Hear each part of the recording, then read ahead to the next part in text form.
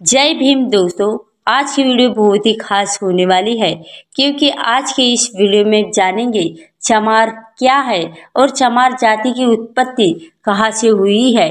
तो चलिए इस वीडियो के जरिए जानते हैं। और यदि आप भीमराव अंबेडकर को दिल से या मन से आप चाहते हो तो नीचे कमेंट बॉक्स में जय भीम अवश्य लिखें और हमारे इस चैनल को सब्सक्राइब अवश्य करें।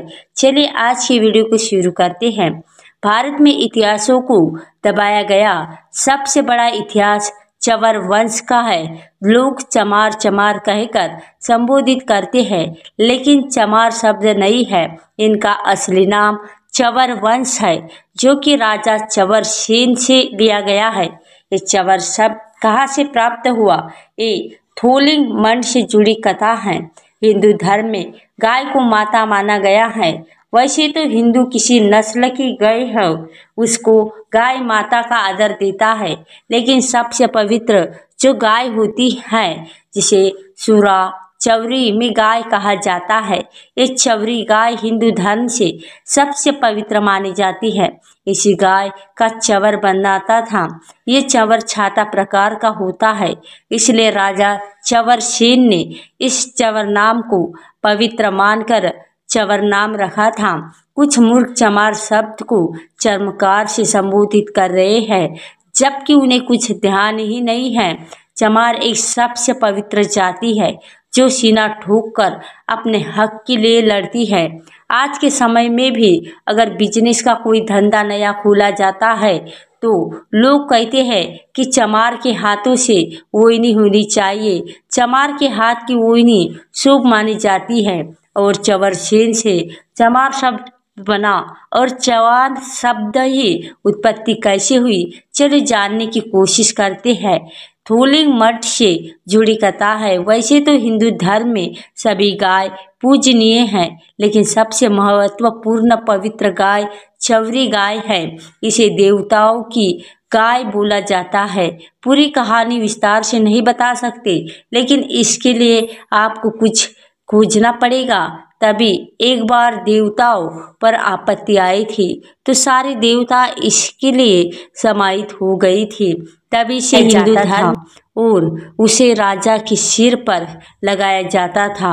ये चवन छाता टाइप का होता था, इसलिए राजा चवर सेन अपना नाम और अपनी राजधानी का नाम चवर नाम से विख्यात की था।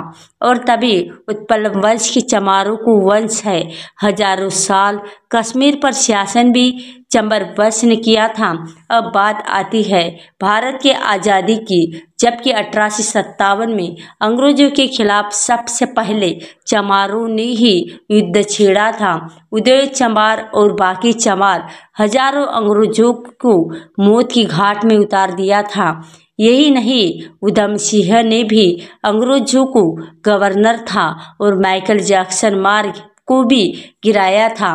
ये ऐसी जाति है कभी पीछे नहीं हटती है। अपने स्वाभिमान और सम्मान के लिए भी चमार जाति ने इतिहास बनाया है और भीमा कोरेगांव की लड़ाई अकेले ही लड़ी है। इस चमार वंश में डॉक्टर भीमराव अंबेडकर महू गांव में जन्मे थे, जो भारत के संविधान में सहयोग दिया और भारतीय संविधान के निर्माता बन गए। तभी इसी वंश में संत रविदास जन्मे और दुख मुसीबत सहने के बावजूद उन्होंने हिंदू धर्म का भी प्रचार किया और हिंदू धर्म को नहीं छोड़ा। जबकि सिकंदर लोदी ने उनको कैद किया और चमड़े का काम करवाया था, जो उनके भक्त थे।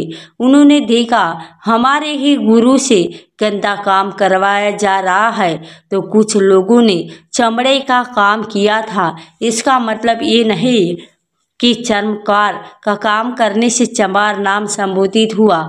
ऐसे तो देखा जाए कि महात्मा गांधी को अंग्रेजों ने जबरदस्ती मटकी में अपनी गंदगी डलवाई थी, तो क्या वह वाल्मीकि हो गए? इसलिए तो कहते हैं भारत का इतिहास चमारों का इतिहास है। भूलकर भी मत सोचना कि ये लोग अछूत और नीच है।